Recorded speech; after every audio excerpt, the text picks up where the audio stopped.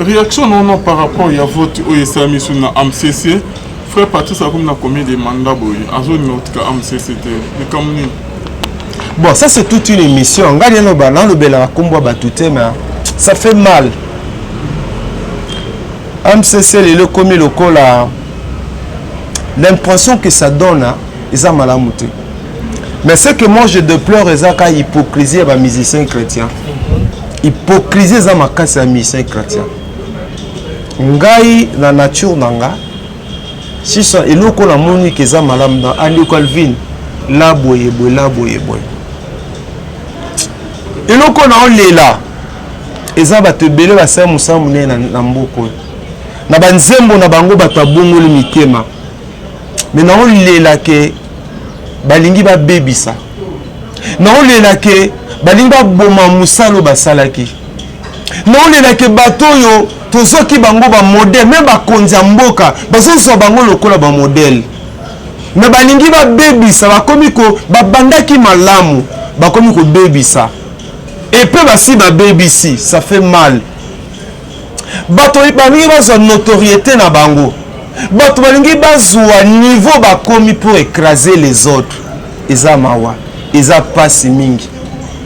Eloko nazo lela. Est-ce que nzamba sala ka mabetanga tombola biso? Est-ce que nzamba sala ka mabetango akomisa ka biso ba relation to kota type ba konzi? Nzamba sala biso mabe?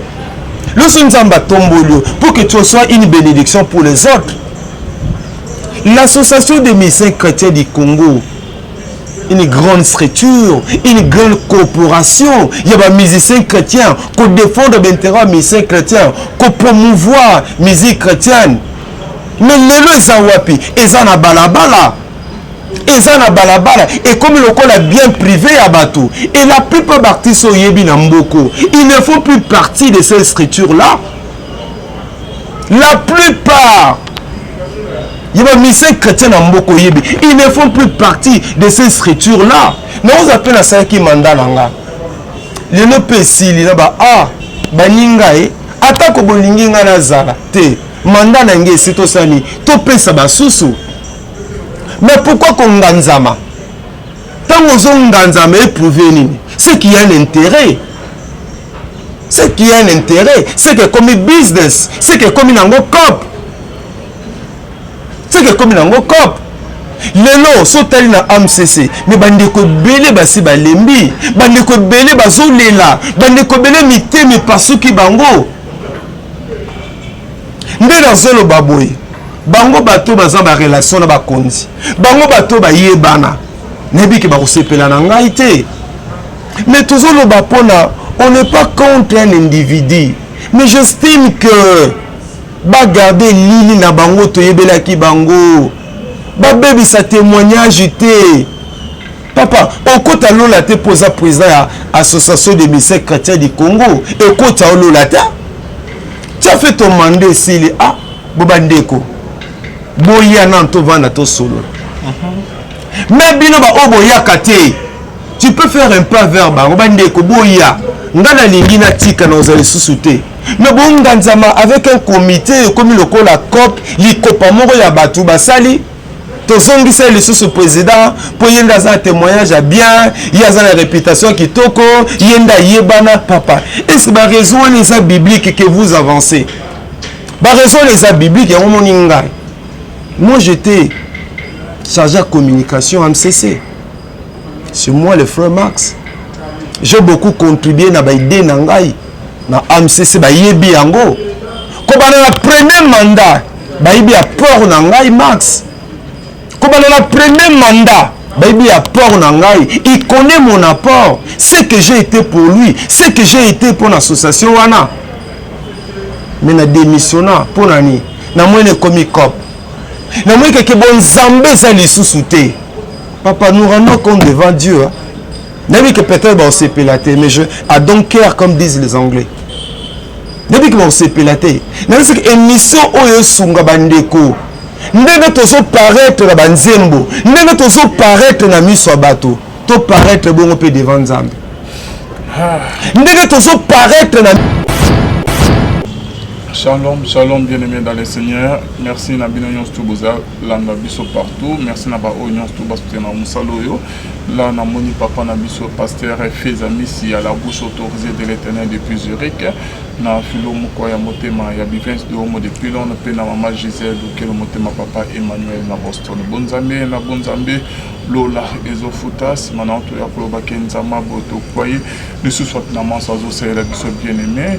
En tout cas toujours na cadre pour informer bino tous qui ba message ba appel bien-aimé dans le Seigneur et tout y kolobe la sujet est-ce que ça ya solo concernant mutakalisation. Il y a grande sœur, il y a prophète Denis Lessé, il y a Benjamin Rose Lessé, il y a Soloto, il y a Soloté, la vidéo est pour découvrir on a émission de l'autre, vous allez frère Maxime. Shalom papa. Shalom on de Calvin, shalom Oleli Singai. Nani Lissus. Tana kozo ba makamba mutakalisation wana.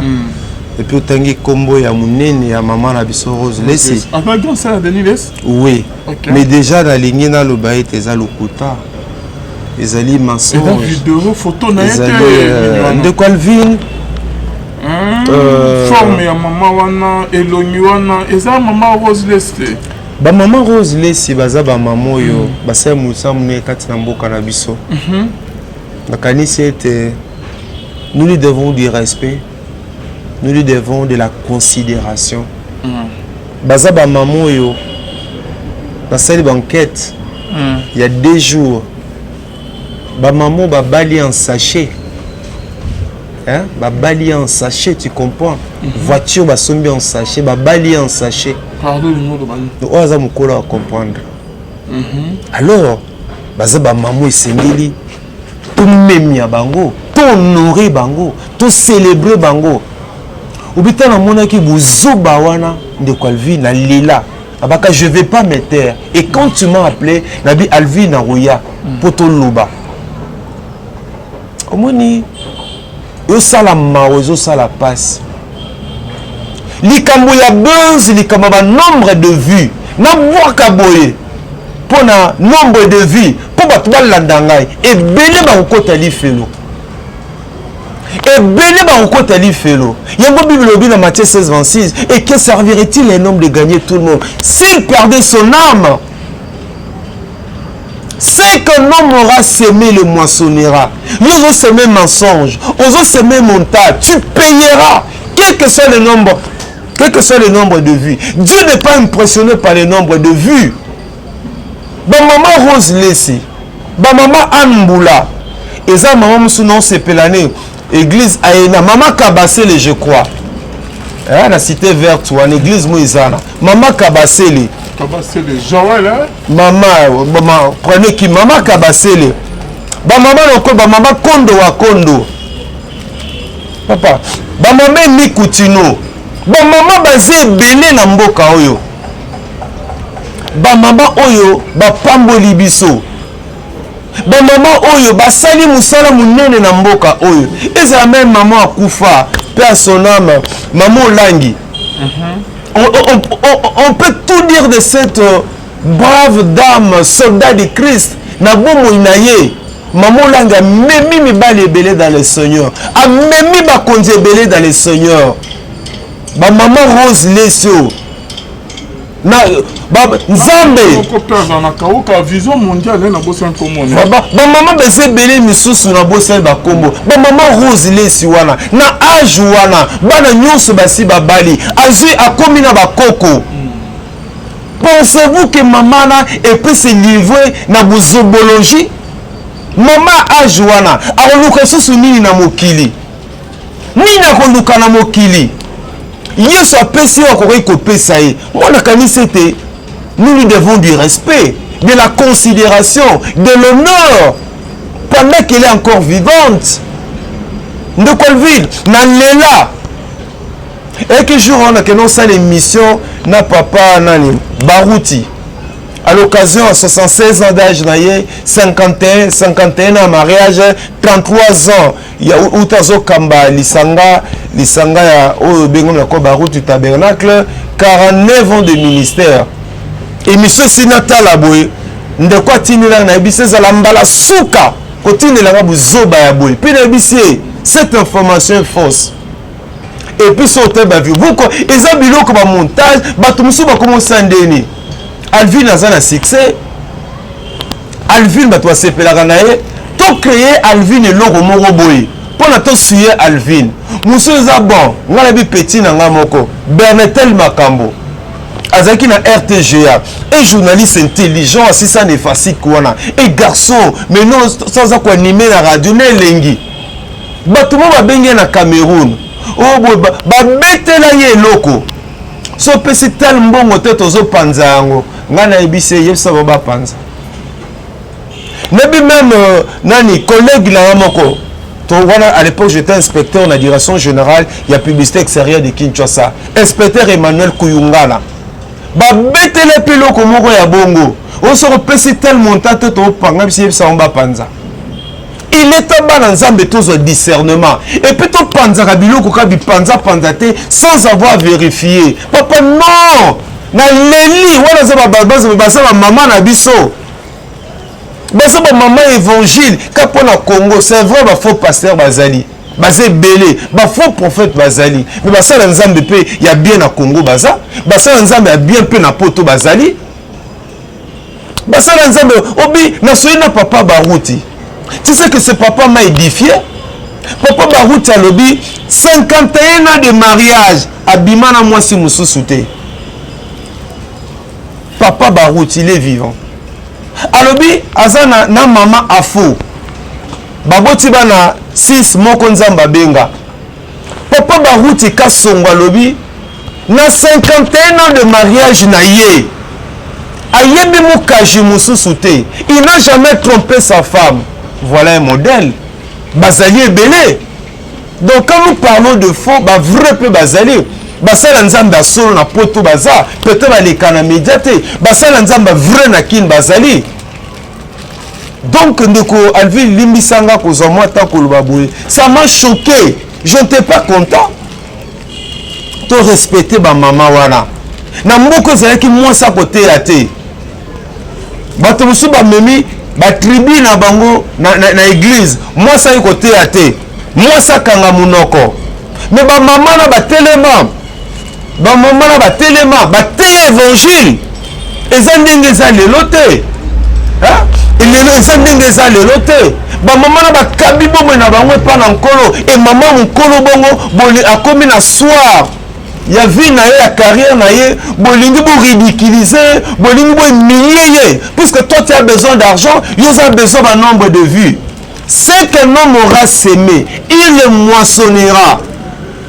moissonnera te to commencer la biloko pe mabe de Calvin to commencer ba réseaux sociaux mabe papa obinga pasteur moko boye pasteur wana abenga ngai ayebisanga makambo mo bona sala abi max na opesa o boye abi pasteur est-ce que bi moto azali boso na yo pasteur ndaza impressionné à maman mokilita je suis fier de ce que Dieu me donne et je sais me contenter de ce que Dieu me donne pasteur est-ce que bi moto bien yo donc ozo tindanga na sala boye à l'égard de notre pasteur pour l'avantage de notre pasteur.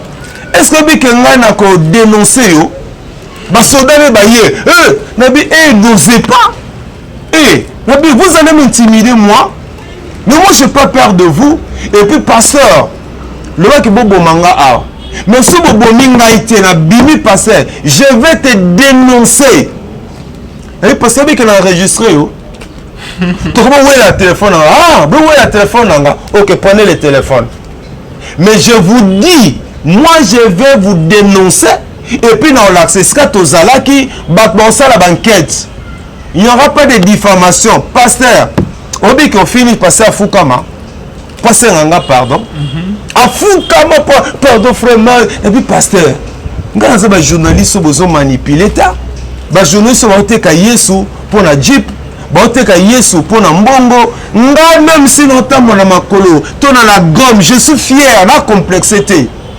ngata na mati moto na complexité Attends, là, tu coupes la gomme. Nazara, je me contente de ce que Dieu me donne. Et puis, Nazara, la concurrence n'a pas tout. Je fais partie de la grande école Icon auquel au Kendo.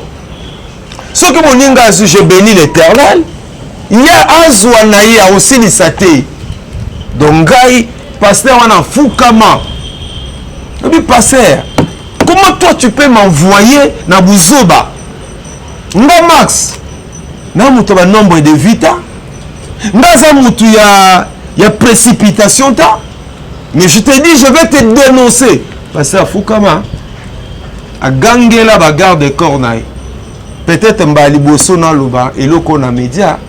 Je suis un homme oyo abi ko bomba ba secret un juge na soni ka futa bisanga Max yobi mambo belea oyi mambo belea faut bomba ka ba au bomba ba secret mais quand ça me comme sous pasteur Jean-Baptiste Soumbela toka na bureau pasteur Israël Sembe alobi biso ba pasteur to risque to komisa mono incrédule pour mono ayebi biso abi makamna biso belé faut to bonde la pona mono yo Max poza la kana biso amona pasata na biso no banga to komisa incrédule.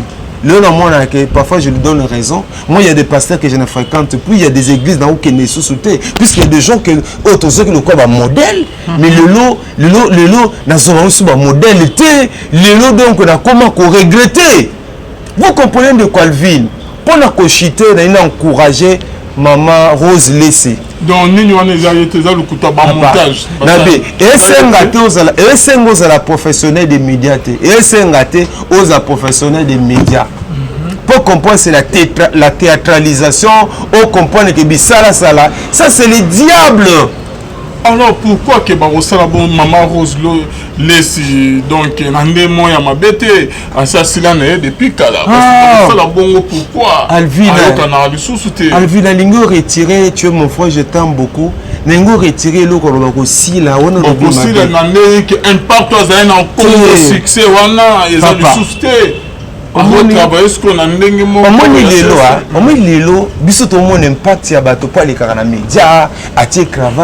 des gens où ils mais tout le monde a bangota. Toi tu ne sillonnes pas toutes les églises à Congo. Et ça na bateau bossa musa na mbo. On met le to va pasteur minga média. Les kawa les bazali.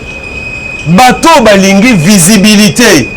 Visibilité à Yesouté, mais visibilité na bango bazali. Écoute, n'a pas ce exemple moko.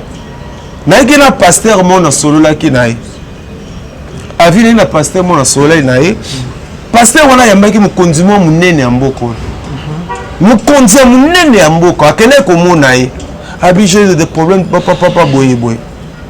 Et mukonzi wana ya munene amboka wa Fukami. Passer à le boko à bondeli ponaï. Une grande autorité à Mbokaon. Mais Abi Max, je te dis puisque j'ai confiance en toi, j'apprécie ce que tu fais pour l'avancement de l'évangile.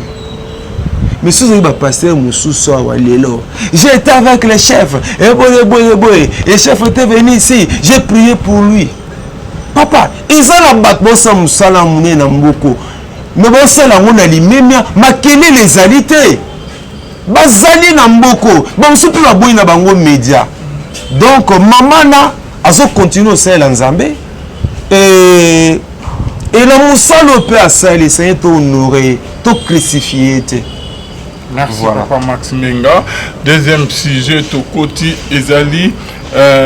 Manipulation dans l'église à Congo, exploitation de l'homme par l'homme. On peut y en aller dans l'église, papa. Ah, mais ça, c'est un sujet intéressant. L'église à Congo, il y a la manipulation. Comment ça? Il y a l'exploitation de l'homme par l'homme au nom de Jésus. De quoi parfois, n'a commis l'obélate. Nazali, Mouto, par la grâce de Dieu, c'est vrai que surtout dans l'évangile par les médias. Surtout ba ine minga sango malamu ba frère ale luji ba ki ba ine atokuto ko apprécier bango bazali ba godé mongala moke mais ba kulma topé wana na sango malamu bazamo belé te Gigi Karoza la vanga en tout cas. C'est ça plus un radar. Yaya dans Moussala Oyo. Et Bissopeto, chacun de nous a mis partition naïe. Ngane Komema, journal télévisé chrétien. Le premier journal des chrétiens dans Mboko. Les frères Max. Présent, n'a pas événement nyon sominene en Mboka. Moi, j'ai eu par la grâce de Dieu organisé beaucoup de manifestations. Et puis, moi, je suis na pesi yango bato ebele ba vision ba organisation ba événement. Il y a des événements qui ont été organisés dans ces pays et ça à cause de l'imagination nanga, à cause de la créativité nanga. Il y a des ministères qui sont sans impact. Mais na lisungi na nkolo bato ba reconnaître moi ngolo mukenzamba ye apesi biso to tie yango na service. Il y a des ministères eganga. Je crois que Bino vous a mieux placé. Je suis un opérateur pédagogique, opérateur culturel et je suis un opérateur social. De manière l'ensemble dans la classe. Mais qu'est-ce que j'ai remarqué à l'église? À l'église, on a besoin de maïele nayo, ba fibi yango, ba bendi yango. Pour leurs intérêts. C'est ça aujourd'hui, il y a la manipulation à l'église. Les gens ont besoin de notre intelligence. Les gens ont besoin de notre savoir-faire. Pour leurs intérêts, leurs avantages. Ce qui va bendi yango. Et puis c'est fini. Moi, il y a des pasteurs, mais nous les avons accompagnés. Il y a des ministères où ils allaient qui n'y éclat ni beauté. Et après, ils n'ont plus besoin de vous. C'est comme ça que Socrate disait. La plupart des gens, lorsqu'ils demandent le pouvoir, hein, ils sont simples, ils sont doux. Mais tant il y a l'orgueil. D'exemple, c'est belé. Un homme comme toi, un homme comme moi. Tu sais que sur le plan financier matériel, tout ça va terminer. Au regard de Moussala Mouneno, au Bissoto Sali, la jeunesse, on a servi l'église. On a servi. Et on a tout na kaba pasteur à poto, na bana poto. Nzamba pesa ba omote mandengini. Par la grâce de Dieu, dans un orphelinat, partage ton pain avec celui qui a faim. Au lelo na moi mukenza mbazo pesa tozali orphelinat modèle soko yé orphelinat partage ton peu talibana orphelinat ya ozo kamba main congolais ozo kamba na ndeko azana makoki ebelete mais les gens qui viennent chez nous s'étonnent max ou bana kitoko boye c'est un problème de volonté. On s'est dit tout ça la copte, tout ça la business, tout lingi tout servir Nzambe, nanzela bana oyo. Nous n'avons pas des millions, mais le peu que Dieu nous donne. Tout sunga lelo bana wana bazan orphelinat tozo kamba. Il y a la manipulation. Et c'est un exemple où on a pesaka. Mais de Calvin, nangi na ko monter ngo ko sala sangisa sangita, ko sala sangisa sangisa te. Papa, il y a des gens que nous avancent. Tu vois, non, il est là. Aujourd'hui, il y a la manipulation à l'église. Papa, mais les gens ont mis là, ils ont mis là, mais ils pasteur, ils moyembi, mais ils ont attaché de presse. Ils c'est comme l'autre musique. Est-ce que tu peux imaginer? Ils ont moyembi l'encono, ils ont pasteur, mais par exemple, un événement chrétien, un concert dit chrétien, aujourd'hui de louange et d'adoration. Mais tout le monde, c'est la modération. C'est un étranger. Ça veut dire que mouton même comme Nzambe pas naïe, et c'est le quoi si vous imaginez. Et nos partenaires qui sont des hommes de Dieu, surtout à Kinshasa, dans la considération la bisota, ils ont besoin de nous pour leurs intérêts. Mais ban estime, ban besoin de siseyo, ba bengi substance, non ces akati na yo pour leurs intérêts. Au moment où il y a une mission, au moment où il y a une mission à Alvin, après ça Alvin parfois $20. Il vous dira que Dieu vous bénisse. Mais le même pasteur, le même chantre de l'éternel, soit que c'est l'émission de Konabi sur Moussouana, ou qu'après c'est $1000. Après c'est $500. Mais s'il vient chez le frère Max, Asie frère Max, $10 à payer. Moussa Oyebisa, que Dieu vous bénisse. Il y a remarqué que les journalistes chrétiens, médiocrité, ils ont makasi.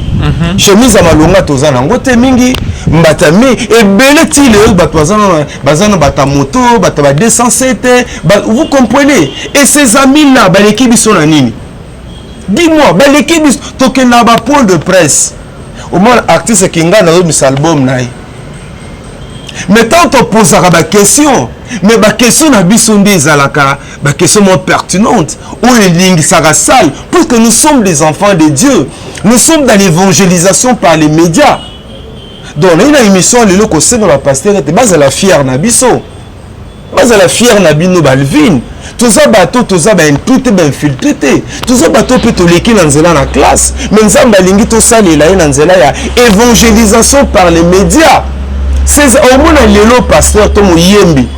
Na pisa nangambu on par exemple Fali. Alors que tu as conseil ici qu'à Songolo Pakala. Mais tu as la délégation là. Parfois sur 4 journalistes. Et ça sur 3 journalistes va accompagner. Mais ce qui n'est pas le cas le long de la milieu église. Artiste a un conseil na libanda mboko za la boye et au moins c'est non avant la besoin il y a presse chrétienne pour n'a pas accompagner na mitunaka est-ce que pas la biso médiocrité zali mais non nabi ba le ba passer Didier Mayemba on sort musala kitoko na yebi zala bazali belé bande konani ba mama oya kin 24 Gloria bazali ba Jean-Jacques bazali Badélique, bazali belé bande konga na yebi na presse chrétienne no ba mi kabi pour l'évangélisation. Donc le long l'émission no ba ke bandeko, et ça la mawa. Nous on a soutenu des ministères. On a servi des gens. Et après, les gens ont besoin de nous parfois pour nous comme Mukanda. Les gens ont besoin de nous parfois pour Pessaye Baïdé. Les gens ont besoin de nous parfois pour l'Obélaï. Et si le nom a décété, si le nom Mangeteli, au bien frère Max était, frère Max Mangeteli, Zoya Yopa, ça ne se fait pas. Ça ne se fait pas. C'est ça que j'appelle. Et comment de connaître en Anzala? Comment de connaître en Apassi? Comment de connaître en Sengi Bilama ou Ebissé que Dieu vous bénisse? Mais c'est de la sorcellerie. C'est comme ça que Ngana le partage ton père avec celui qui a faim. Ngana comment à niveau il y a. S'il faut KO, la baisse en cas prière, quand les autres sont en paix ça. Nous comme ça la mine de comment on a quoi c'est évangéliste au talanga. Nathalie seti likolo. Na moni penza mabe makasi. Na zo costume moi bien na teki de ngana lata. Ba bisi na motema zo costume na sapato pesa ila. Ah, o costume a griffe bondenge. Na buda papa, na kota na ndako pe ba bisi na pesa. C'est ça l'évangile. Ou sengi le loto sala. Un exemple moi que soit kanga na bossa na raté. J'ai conçu un projet conseil pour la promotion de l'unité, de la paix et de la réconciliation en RDC. Bon ba yebinga li kabo nzamba pesanga c'est la créativité. Wana eza don. Donc nzambe aboti sakanga ba makambo. Moi voyez na projet na bisato ça la boye. Isa ba ba yebi que ça c'est les dons la force à rater et les kambu. Donc moi je passe beaucoup de temps à réfléchir. Au moins comment si nous même les tosala orphelinat c'était Dieu nous qu'on a dit toi il me dit partage ton pain avec celui qui a faim. Max il faut faire ceci bon nazo kanalito tosala orphelinat te pour muto sala mais ba yebisanga lelo na litoi. Mais aujourd'hui il y a des gens qui le font et comme le call la business et comme le call la cop peut-être à yebi ba circuit mbongo bimaka na poto tikanga pena sala. Il y a des biloko wana so ki okuta bana ba kaka salité bana bazala kaka mbindo bana bazala kaka maponani. Lui n'a pas été appelé à sali pour bande ko Max ba sali boy. Nous c'est un appel, c'est un ministère. On zamba pesi. Voilà pourquoi tu tiens la kango sérieux. Voilà pourquoi tu tangela même classe ou comme licencié en travail social 5 ans à l'université ou comme yeko la musala wana. Sur l'autolobie, voilà, je continue. Alors, il y a un projet. Moi, j'ai donné un artiste. Tu vois, c'est là où j'ai décidé de me séparer de beaucoup de pasteurs, puis me séparer na bato misusu.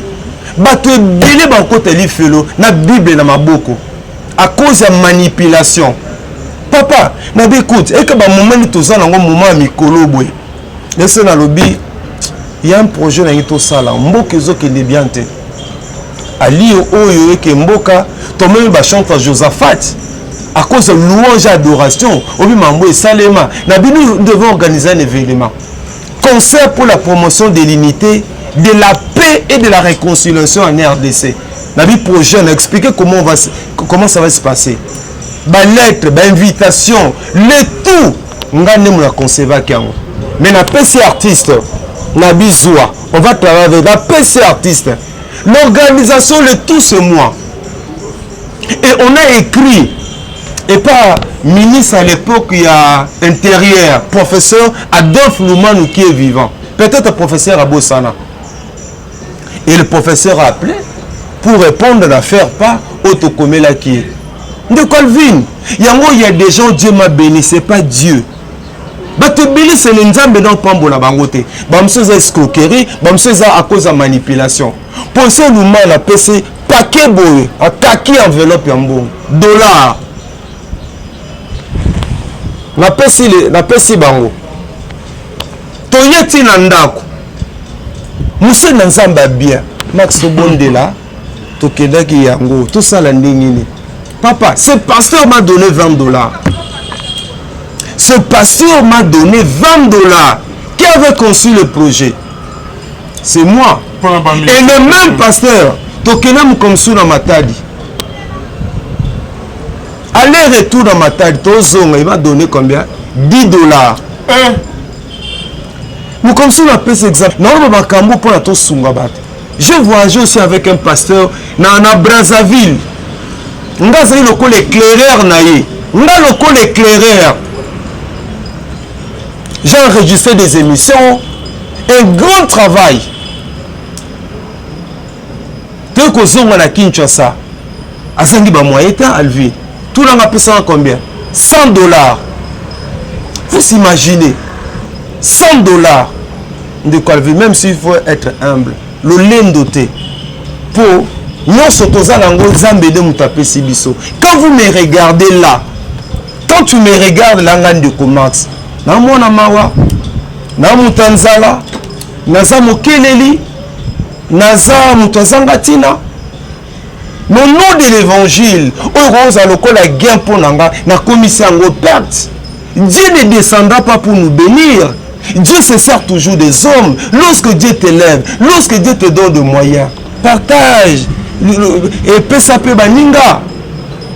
C'est ça le problème. Beaucoup de pasteurs basés dans le monde de manipulation. Baptistes et chrétiens belés. Dans le monde de manipulation. Dans le besoin de savoir faire pour leurs intérêts. Et par la suite, frère Wanaza Milou Mabé, frère Wanaza Molima blocage, frère Wanefa le Canada délivrance, frère Wanefa Lukanzambe. Tout mon frère Wanefa Lukanzambe. Oh, mais Lukanzambe ndengini. C'est pas possible. Mais tant au Sali Moussala, yo aussi bon mengo ozi. Ozi vendre mbongo à kaki on te donne. Yo aussi $20 au Pessinga. Tokeno na Braza. Tosali Moussala. Nzambe papa Mbolin, père de famille.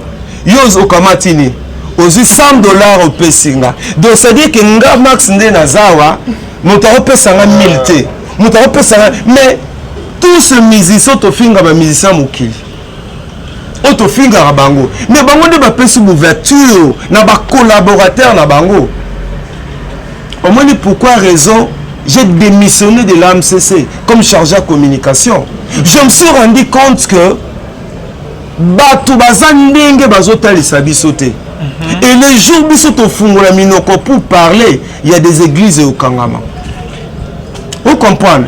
Si nous commençons à dire ces histoires, nous sommes habitués à dénoncer. Même moment, ça fait quand même mal. Hein? Où tu as le degré de manipulation, où est dans le cadre de l'église. On sale la moutou. Alors Max, yo bominzoto. On sale mais son de quasi pour kuta na cabinet nae ati banane d'Égyptien. na cabinet na tie bana égyptien. Heureusement que Nzambe pe auti comme ça tous à moi bato. Heureusement que Nzambe pe na mawana eko ausala ta bato misusu pe alanda ke émission bo Max zwata stylo oyo. Max zwata eloko songolo pakala. Mais sinon on allait nous attribuer tous les démons du monde. Tous les démons, hypocrisie, manipulation.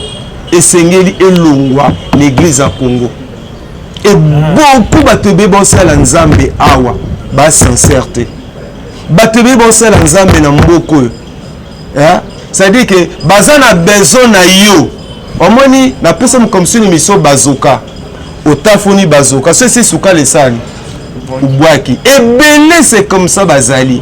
Et mais pour l'intérêt na bango frère Max que Dieu bénisse voilà tout y a le bon atome a bengo point d'intérêt na ye il peut se déplacer même à 2h du matin à y pas na yo pour l'intérêt na ye mais ce que zone bou a bengo souté yango moi j'apprécie ba te belé à poto awa biso to orphelinat ceux qui va ta poto te mais cet orphelinat n'existerait pas. Yo sais que des gros nzamba bébé sont à Kinshasa. Bon zanga soukali. Bon zanga semoul pour na bana wana. Et puis on va de temps en temps que l'orphelinat partage ton peuple pour nous à business té. Et ça compété, c'est un ministère peu ça engaté. Ça m'appartient pas. Je pense à moi bisanga de Max bon. Normalement connaît coquine na bene loro mususu. Moi c'est comme ça. J'ai commencé le journal télévisé chrétien, JTC, mais c'est pas moi qui le dirige aujourd'hui. Mbongo ekotaka na nyonso ekotaka eza Olivier Mukeli tia son numéro. Mbongo ekotaka nyonso c'est Olivier qui gère. Soka lingi lokola visa papa naza moi 50 mots pour non nazui mais na kipaka eta mais c'est ça un père. Merci beaucoup papa Max Mbenga. Réaction non par rapport à votre OSM sur la MCC. Frère Patrice a combien de mandats bon, ça c'est toute une émission. Ça fait mal. MCC, le commis local, l'impression que ça donne, ils ont mal à monter. Mais ce que moi je déplore, c'est l'hypocrisie des musiciens chrétiens. Hypocrisie des musiciens chrétiens. Ngai, la nature nanga. Si ça et l'eau qu'on a moni que ça malam dans Andy Calvin la boye et l'eau qu'on a on là et ça va te belé va ça musa mune na mboko na banzembo na bango bato bongo le mitema mais na on là que balingi ba bebisa na on là que balingi ba boma musalo basalaki na on là que bato yo tozoki bango ba modèle même ba konza mboka bazoso bango lokola ba modèle mais balingi ba bebisa ba komiko ba bandaki malamu ba komiko bebisa et peu basi ba bebisi ça fait mal bato balingi bazo notoriété na bango bato balingi bazwa niveau ba komi pour écraser les autres eza mawa eza pasi mingi. Et là qu'on a zolé là, est-ce que Nzamba sala kama betanga tombo la rabiso? Est-ce que Nzamba sala kama betango a commis sa rabiso ba relation to kota type ba konzi? Nzamba sala rabiso mabe? Lorsque Nzamba tombo pour que tu sois une bénédiction pour les autres. L'association des musiciens chrétiens du Congo, une grande structure, une grande corporation. Il y a des musiciens chrétiens qui défendent l'intérêt des musiciens chrétiens, qui promouvoient la musique chrétienne. Mais les lois sont wapi, ils ont balabala. Et comme le col est bien privé à Batou, et la plupart d'artistes sont yebi na mboko, ils ne font plus partie de ces structures-là. La plupart, il y a des musiciens chrétiens na mboko yebi, ils ne font plus partie de ces structures-là. Nous appelons ça qui mandat nanga. Les no pesi, les ba baninga atako bolingi nga na zala te. Mandat nange sito sani to pesa basusu. Mais pourquoi qu'on nganzama? Tant qu'on nganzama éprouvé nini? C'est qu'il y a un intérêt. C'est qu'il y a un intérêt. C'est que comme business, c'est que comme nango cop. C'est que comme nango cop. lelo so tali na AMCC mais bandeko belé basi balembi bandeko belé bazolela bandeko belé miteme pasuki bango nde nazolo baboye bango bato baza ba relation na bakonzi bango bato bayebana nebiki bakosepela na ngai te mais tozolo bapona on n'est pas contre un individu mais j'estime que garder lili na bango toyebelaki bango babebisa témoignage te papa okota lola te posa président ya association des missions chrétiens du Congo ekota lola te tu as fait ton mandat ici ah bobandeko boya na to vanda to solo mais bino ba oboyaka te tu peux faire un pas vers bango bandeko boya ngana lingi na tika na ozali susu te mais bon nganzama avec un comité comme le la COP likopa moko ya batu basali tozongisa lisusu président pour yenda za témoignage à bien yaza la réputation kitoko yenda yebana papa est-ce que ba raison les bibliques que vous avancez ba raison les bibliques ya moninga moi j'étais chargé de communication à MCC c'est moi le frère Max j'ai beaucoup contribué na ba idée na ngai na AMCC ba yebi yango ko ba na premier mandat ba yebi apport na ngai Max ko ba na premier mandat ba yebi apport na ngai il connaît mon apport ce que j'ai été pour lui ce que j'ai été pour l'association wana mais na démissionna pour nani na mwene komi cop na mwene ke bon zambe za lisusu te papa nous rendons compte devant Dieu hein? Depuis que peut-être on s'est pélaté, mais à Dunkerque comme disent les Anglais.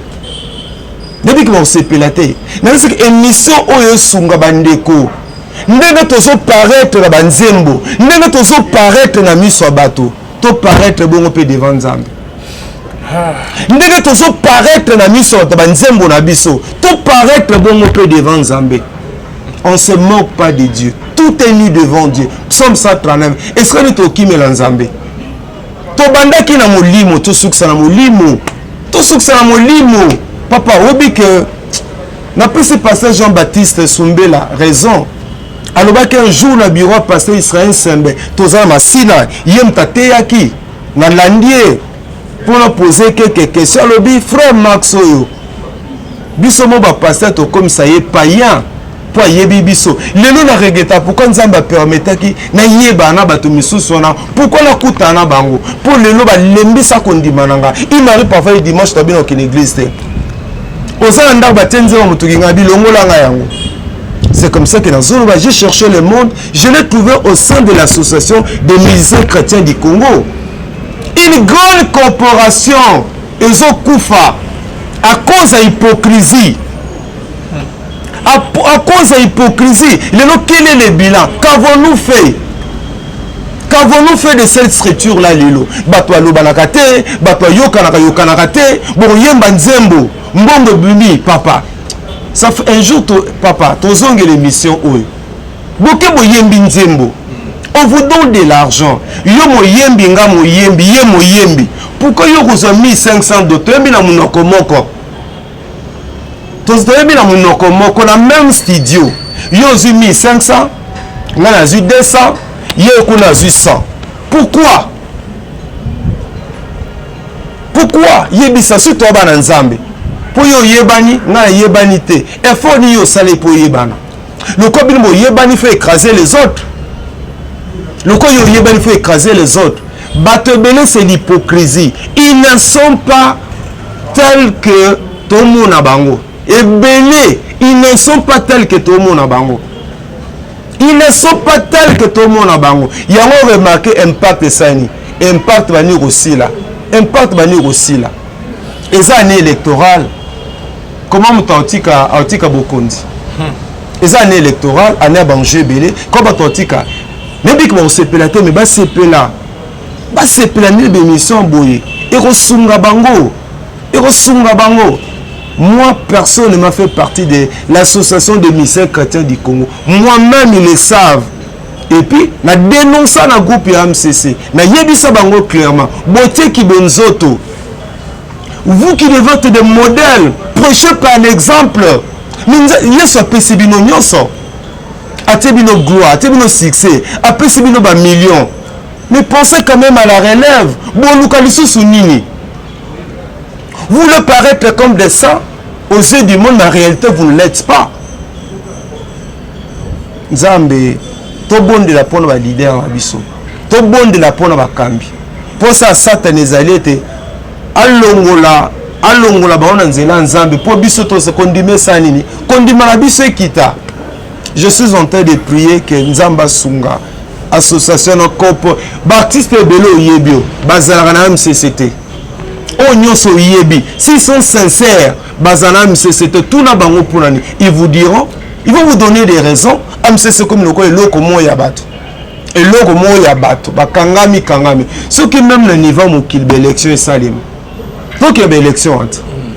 Mais l'école maternelle élection et salim. Bon ami na structure ba chrétien. La structure ba chrétien élection salimate. Tu peux pas dire que voilà la salitana, bah c'est fini. Mutumso ya okamba. Ni ezani noje. C'est qu'il y a des intérêts. C'est qu'il y a des intérêts au bateau tiré nango. Voilà pourquoi bato bangadzami. Je sais que on se pélaté, mais moi I don't care. I don't care. Toujours batoza contre batutema. Nzamba sunga. Je prie que manipulation en église. Je prie que l'exploitation de l'homme par l'homme au nom de la Bible. On exploite les gens. On a besoin de l'intelligence des gens. On a besoin de Yamayel et Abatou pour leurs intérêts. C'est méchant. Merci beaucoup, Papa Max Mbenga. Merci, Nabandonios Toubazola Nabiso. Bonzambe, Nabonzambe. Lola ezo futa simana ontoya koloba kenzamba boto voyez le sous-swapi elongo na pasteur Fezami si à la bouche autorisée de l'Éternel depuis Jérusalem qui a fait le mot motema bivin c'est de homme depuis donc de peine à maman Gisèle Luke le motema papa Emmanuel et na Boston Bonzambe Yesu nde musu qui si bien aimé Papa Max question musu Césari tous en a toujours na Papa Max à voir na toujours concernant MCC le lot Papa Kabashi Wanzami, terrassé par la maladie. Concernant maladie, il y a Papa Kabashi. MCC Zawana. Vous aussi suivi, il y a Papa Kabashi parce que vous trouvez que il y a élection. Bon, problème est ça na Congo, hein. Bolingeza mingi ambego. Ya moteme zalate. Dabinde komo kaka akene komo na kande bakabola bambogo na bango. Sikonde kwa na mécontentement. Ndenge bakabolaki boyemi bino tuna munoko mekinga na 1500 muso a PC 200 muso a PC 150 Alvin je pleure nzamba oklapso mao bato tozoki ba modèle metalelo andeka ko réclamer. Moi j'ai des écoles, moi j'ai des hôpitaux, moi j'ai.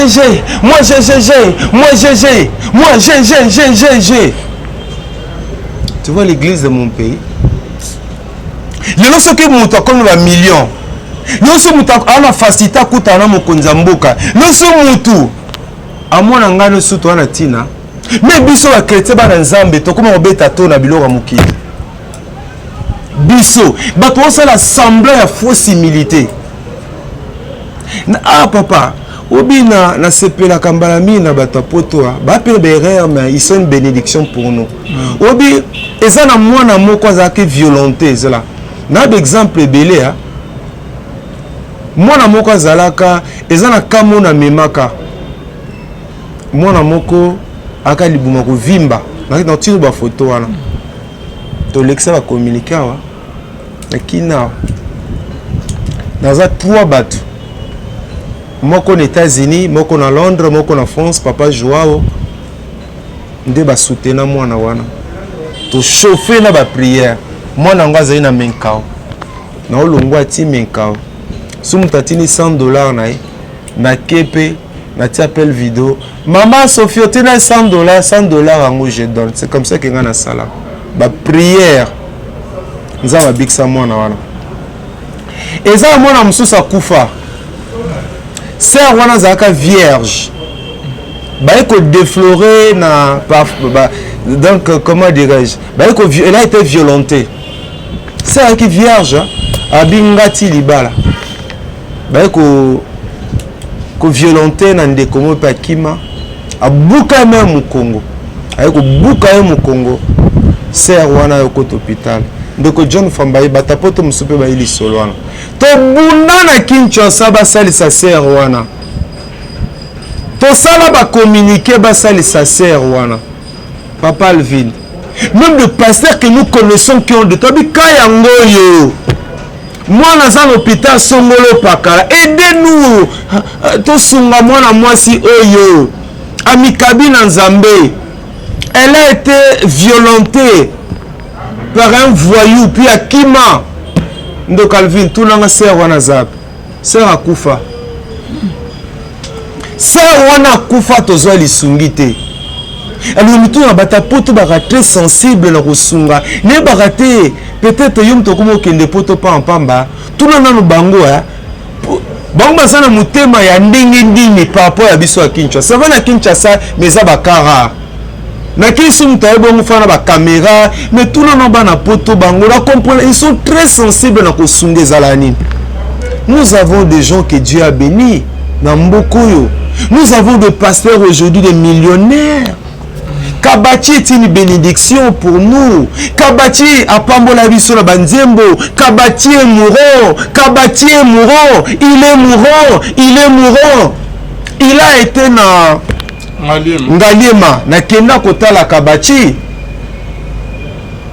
Vieux a comment na ba perte de mémoire. Na kenda kotala vieux Kabati. Ici zaka likambo MCCT. Pour la plupart d'artistes on va appeler na MCCT. Et MCC comment on le la COP Moboy. Bon IGF abengi boy manzembo Moboy. Teneti mikolo boto ke na moment d'élection banzembo nde eyemba makati. Alors le président pour na batna ndenge na ye abengi ba soza batune tia chocho. Ba bengo le sous-souta. Somme ta chocho réclame ba bengo souté. Ba benga batna bango. Mais reste que Mumba n'a pas de Kabati et ça répond à Ali Kamoussou sur MCCT. Non, est-ce que dans Mboko, vous dites que tu vas passer autant de $80,000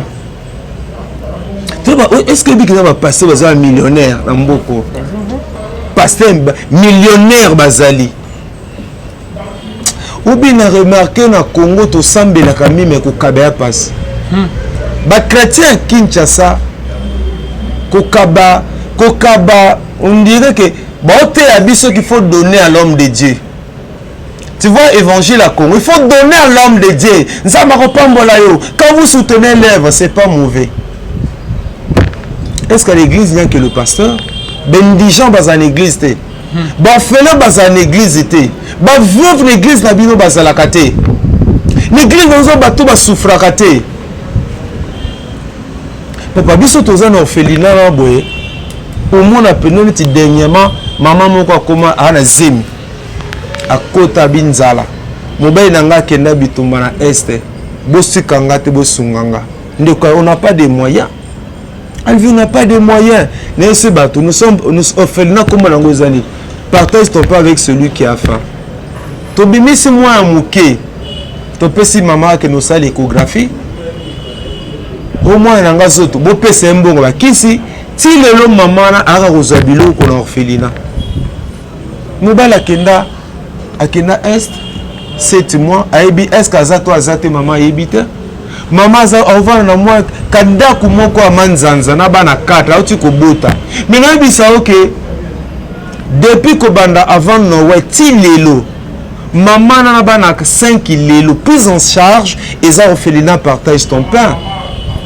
Batina ke so biso tozi biloko mutakabeli biso biloko bo kata pe par bo knoti que la maman c'est pas que nous avons des millions alvi to sambela trop mais ko kabeza passé nzamba sunga mosali nae nzamba kota likambu ya papa Kabati mais au moins soka kufi lelo soka kufi lelo est-ce qu'on mona liste robima et c'est ka bato que beta ba porte et pas bakondi po basunga bakunda musicien mune na kofi na mboko Alvin na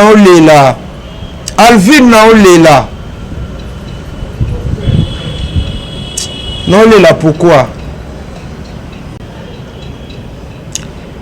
namona bambongo matanga batukolia namona bambongo matanga batukoyiba o nzamba sunga parfois bokosa nande kumuso ba Max wana yete mais yo bazo na valeur ya koleka Max mais parfois ngaza malamu tant muso koleka yo parfois ngaza malamu koleka yo nzamba sunga oh Jésus Frère Max Menga au moins que ba comédien ba l'équipe biso ba chrétien comédien ceux qui mouront na ba beli et comme grave ba ko sa ba démarche ba kutana ba koza mboka ba nan abimi di bana ba akeo so ba soin o esengeli et loko ke biso ba musicien chrétien tozo ko sala antena kaya moko na biso kabashi wanzami ba démarche ba ko sala te ke ba kutana première dame na ba konzi banini. Mais ça c'est pourquoi la structure n'est pas bien organisée. La corporation n'est pas bien assise. Et ça bien organisé. Or, l'élo, misé chrétien maïe basé belé. Sur l'élo, tous ces misés chrétiens, moi je lutte pour l'unité de l'AMCC. Bango nyonso yé bien na Kinshasa ou na ba bazana poto. Ba bi ba transcender ba différent. Va travailler pour la promotion de l'évangile. Va travailler pour la promotion de la musique chrétienne. Nous aurons une musique forte. Stade de martyrs, on est au Koya. Un stade de martyrs est au Koya. Mais l'élo, mité mabayem bébélé zanine, ils ont à cause de mauvais leadership. Mité mabayem bébélé zanine à cause de mauvais leadership. Yango zomona que corporation Saneza Olala. Nous avons aujourd'hui un président qui est un enfant de Dieu. Yokanisi que ceux qui AMCC Vanda et que tout ça libre démarche pour rencontrer les chefs de l'État pour nous poser problème de Tchakabachi, pour nous poser problème de Tchakabachi. Yosi Mokonzamboka a indifférent vers Abisso. Au Konzambo, on n'a jamais indifférent avec Abisso. Mais la structure n'est pas bien organisée. La structure n'est pas bien assise. Et comme il y a comme Jacob, n'est dans le baboué, n'est pas que c'est pélaté. Et comme il y a comme Jacob, impact ni Rosal. Impact ni Rosal. Impact Rosal. Et puis, leadership, c'est un peu créativité. Qui sont tout autour de vous? Qui vous entoure? Oh, tous en bayembia, papa. Utaka bayembi wana poto na kin ba sangani lelo. Babi non. Biso tout lelo na MCC. Boto bongi sa structure na biso. Nous serons une femme aussi l'autre tous a divisé. Mais ce kabacha kufi lelo. Bato sa ba démarche pas ba kondi. Bato sa ba démarche pas ba kondi. Et mon en a rappelé. Lorsque les autorités donnent comme rappel. Mon matin, mes familles à Marie, nous sommes. Là, il y a un outil, il y a Pierre Tombal. Ma mission chrétienne, il y a un outil. Mais en dehors, il y a frère Patrice, il y a le président AMCC, malgré qu'il y a un outil qui est mais Moïse Mbi, il y a un outil qui est avec que Babinga Moïse Mbi, il y a un téléphone, qui est un fruit. Il y a cité Bethel. Proche, il y a papa Moïse Mbi et papa Nana dans le ministère, il y a cité Bethel. Bon, d'abord, il y a un moment, AMCC ça fait quelque chose. D'abord, il y a un moment, frère Patrice, ça a fait quelque chose, à un moment. Ça fait longtemps que j'ai sauté et souka à niveau, mais je sais qu'à un moment, le frère Patrice, il y a quelque chose, mais il y a des contributions à niveau, ni. Mais comme on a toujours là. Mais si faisons ce que nous pouvons faire. Papa, et ça même quand les Kambuya, il y a Moïse Mbi était. Même si on a Kinshasa, Kokabeza la passe. Tous la Bible, nous ne vivons pas la parole de Dieu. Bible est le col l'année pour faire français, attendre ça, la rentrée des classes. La rentrée des classes, les jours de la rentrée, les élèves débouchaient de tous les côtés, de tous les coins, de toutes les ruelles. Les anciens se saluaient joyeusement. Les nouveaux étaient dépaysés. La Bible, la Bible déclare. Donc, c'est les athées. Problème, toi, l'église, beaucoup de séminaires, beaucoup de croisades, beaucoup, mais sans vie. Sans vie. Babi nous est né dans la foi. Ils mettaient ensemble leur bien. Nous partageons tenant compte à besoin à moko. Mais les lois sont sous l'église. Les lois en église in the air. Frère Max a un bilambate. Chemise à blé ciel wana chaque dimanche. C'est wana penza. Il y a une église qui a un costume. Jamais. Dans l'église, dans la polo, na ketch, na jeans. Pour nous montrer que baïke comme ici kaya, baïko talisa, ndengi bango bazali. Si nous étions unis, kabatia ozanga makoki pa ke l'hôpital, Bible ndeni biso to simba. Yeso ye la Dieu est amour. Dieu est amour. De ça kabatia zaka likamwa msesete, mais likamwa biso bana nzambe. Comme biso bana nzambe na banana yoka nzembo kabachite surtout biso biso ta génération ancien testament biso ancien testament c'est-à-dire que biso to akala peut-être baleki ya lelo ba chrétien lelo mais biso ancien testament toyoka nzembo kabachi est-ce que kabachi ozanga mbongo pona ke l'hôpital kabachi ozanga mbongo olia ce que chaque église ba biso dimanche lelo biso ka l'église $5. L'église pèse à $5. Tous ans, mon frère, wana. Tous ans, mon frère. Il y a un dimanche comme ça qui est dans l'église. Na fou comme une anda qu'on a tengi Bible, na sambel nandé langa. Papa, égoïsme, cupidité, ils en église. Et puis, ça libéré à Kinshasa. La cupidité, ils en ma casse. Le tout, on peut t'oti kango. Papa, ngaza sunebi ke nazata na moi $30 nanga. Suna zana na otala. Nesi ba collaborateur nanga, papa. Buki ne pe no filina wana, Bu pesa bangata $10. Buki le ko kabela bangata ndambo savant. Momo na ngona TV ta. Obi ke biso tozo filina partage ton pas avec celui qui a faim. Mais le pe ke nzamba pesa na biso. Obi to tia pe na service ba to mususu. To ke na pe ko kabela bato, mais sans caméra. Si les lobbies n'ont fait n'a partage ton pain avec celui qui a faim. Le pont nous a mappé sarabiso. To katarape mwandam. To PCP bato bazozanga. Mettez un kolobe langota. Église ko kabezate. Ko sali ces église na ko tiola. Frère Max Anazobe yazani. Frère Max Anazani, Azobe yazani. A jaloux. Aza contre. C'est ça l'église aujourd'hui. C'est ça l'église aujourd'hui. Merci Papa Max. Ok Papa Max, merci beaucoup. Émission par rapport à Ophelina. Oui, merci Tokoba. C'est un ministère d'évangélisation de Tobé Ngango. D'ailleurs, dans ma mémoire nanga, dans la deuxième licence, dans l'Institut national du travail social. Non, comme la mémoire nanga, ils assurent Moussato ça en orphelinat. Ces jeux alliés accompagnement et réinsertion sociale des enfants en situation difficile par l'orphelinat. Partage ton pain avec celui qui a faim. Nous travaillons avec le professeur William Balanda, il y a Inikin. Et puis dans CTMPH. Donc, babon de la Ponanga, c'est un grand travail autour de ça. Ce pour nous soutenir l'étude nanga. Zamba ozanga to pambola. Ce pour vivre les Max. Calator de femmes mémoire na la tisaï pour ça peut les sous-moter na prendre en charge pour la mémoire nae Dieu bénira to sunga pe bana ya musala pasia ba ba yake pa na biso ba mo toza orphelinat oyo tozo bunda pour to créer différence so yo yamba la mingi to bunda le pe que Dieu nous donne bana bala na condition bien bana bali bien base à la penza bien et c'est pas facile, on n'a pas de moyens.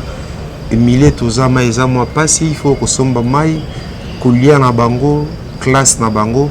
Il y a des enfants pour qui nous payons le frais scolaire, les soins médicaux, la motivation des encadreurs, ils ont facilité. Si nous avons à convaincre yo, et vous avez la partenaire au Sunga, nous avons pas mbolayo, dans ce bout de photo, nous avons des calvines à Tiwana, les Sungi ne ressentent la biso bien, si nous avons si moté manayo, la religion puis consiste à aider ces enfants-là que nous appelons orphelins. Mais biso to suka quand on laisse sa bangote, qu'on l'aide sa bangote, mais objectif final est ça, tomber ma bango en autonomie, que balong en étape vulnérabilité, ben on se prendre en charge. C'est comme ça que nous visons pour ces enfants-là. Ils n'ont pas des parents, pareil, ils abino. On fait un partage, on peut zélo comme Max, ils ont abissonio, sans jour peine en rosalate. Mais Nathan Nzamba sepia les canzela nanga pour toi accompagner bana wana ezelo kunangate to sombela bango lupango nebi kebele to sunga bango na Noël na bonne année pour na kolia ba fête l'équipe ils doivent continuer à manger, ils doivent partir à l'école so Nzamba si mutema na yo mais na yebi ke ba baleka pour visiter biso baza mieux placé à kobeta lisolo ya musalo tozo sabo lembete na ole la butu pe mo surtout pour le lopango kufutele apasi les lots paiement anticipatif à loyer 50% d'augmentation sur bosungite dans la mois passe et puis là quoi annonce officiellement na candidat député national na district ya Mwamba babondela ponanga na visaka na la ministre des affaires sociales. Ça a toujours été un rêve pour moi. Nous avons des atouts et mon apôtre quand vous allez na ligne Kotalika, na candidat député district ya Mwamba Kotalika Mbo. Chacun de vous peut voir ce qu'il peut faire pour soutenir la candidature nanga. J'estime que le moment est venu. Bananzambe tous dans l'institution en Mboka. La Bible dit lorsque les justes se multiplient, le peuple est dans la joie. Merci Papa Max. Votre numéro de contact rapidement. Plus 243 89 64 80 627. Merci beaucoup. Bonzambe, na Bonzambe, Lola, Ezo Futa, Simon Antoya pour le Baken Zamba Boto. Et ce soir, on se retrouve à la prochaine page.